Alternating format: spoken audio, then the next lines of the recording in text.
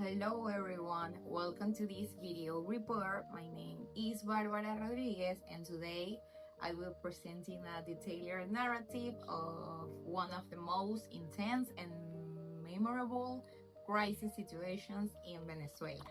April 5, 1998. It was Palm Sunday in Cua, a quiet town in Miranda State, Venezuela. To the local residents, it was supposed to be a peaceful morning dedicated to faith and family. And then was Nancy Lopez, a deeply religious woman known by her neighbor for her calm demeanor and her kindness.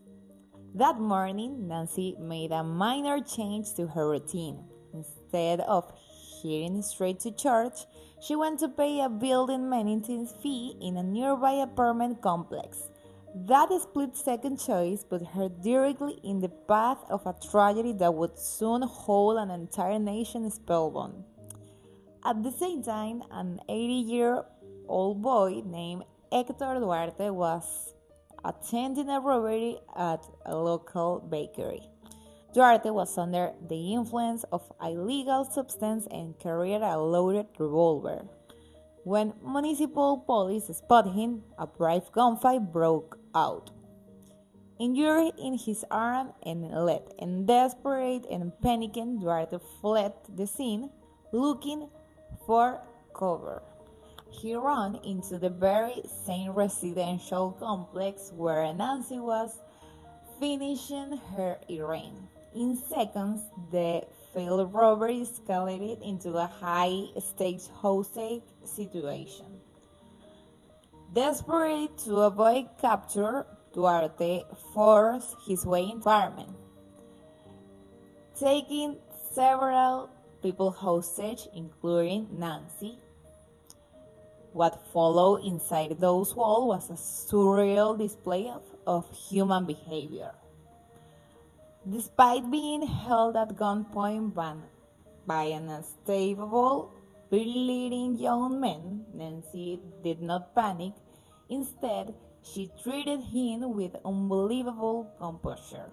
Seeing that Duarte was wounded, she actually helped clean his injuries and offered him a clean shirt. Her calm posture was not an act of submission, was a strategy of pure survival. She recognized that keeping the captor calm was the only way to stay alive.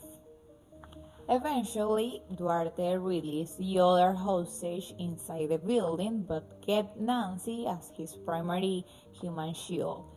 He dragged her down to the street, holding her tightly with one arm while pressing the barrel of his revolver against her temple. Outside, television crews were already arriving. In the late 1990s, live broadcasting was changing how the public consumed news.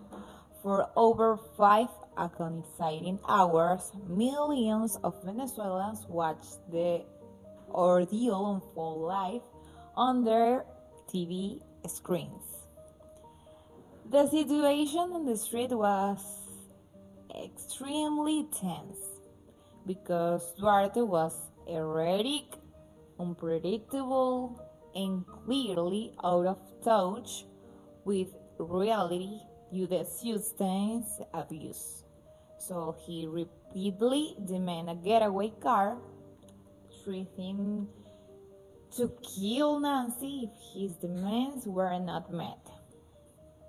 For the Venezuelan authorities, failure was not an option because just a few years earlier, two famous hostage situations, the San Roman crisis in 1995 and the Terrazas de la Villa crisis in 1996, had ended in tragedy due to poor tactical coordination and media interference.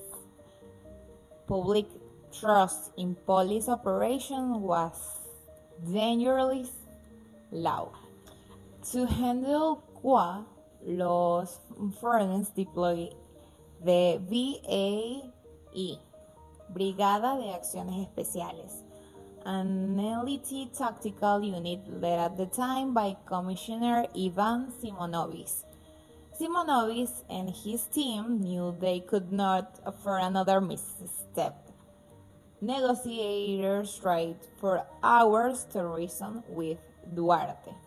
However, as the afternoon wore on, Duarte's mental state deteriorated.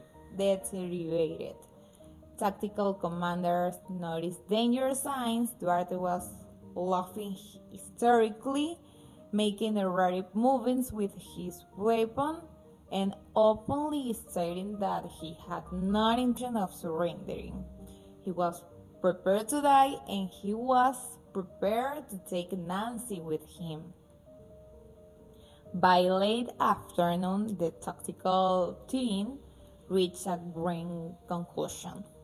Negotiation was no longer a viable path to save Nancy's life.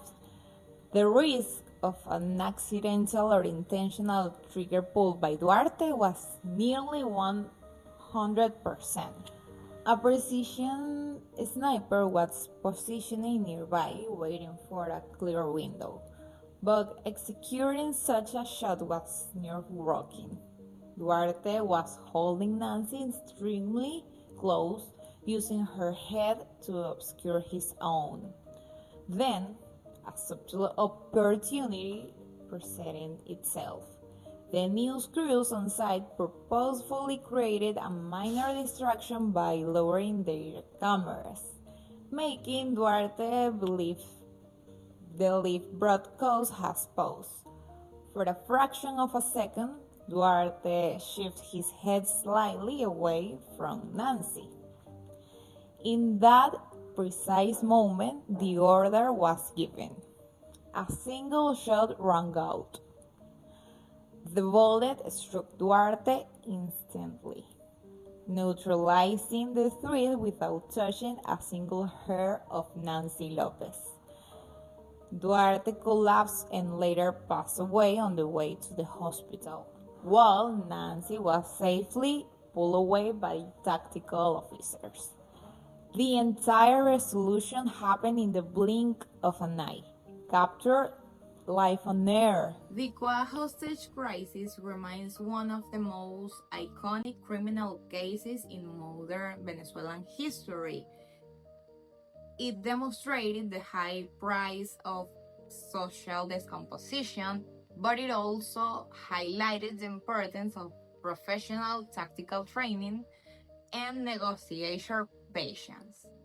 Above all, the story is remembered for the incredible grace and courage of Nancy Lopez, her ability to stay calm in the face of imminent death not only kept her captor from fighting primarily, but also gave law enforcement the precious time they needed to save her life. It stands as a harrowing reminder of how an ordinary Sunday morning can transform into a struggle for survival, and how composure under pressure can make the difference between life and death. And for me, this history is one of the most iconic and unbelievable things that happen in our country, and I think that it's important for us to know these kind of things to learn how you can try to act, because you don't know how you can act if you are in this kind of situation, but gave you some learn about it. So that's why I choose this history. Thanks for watching my video.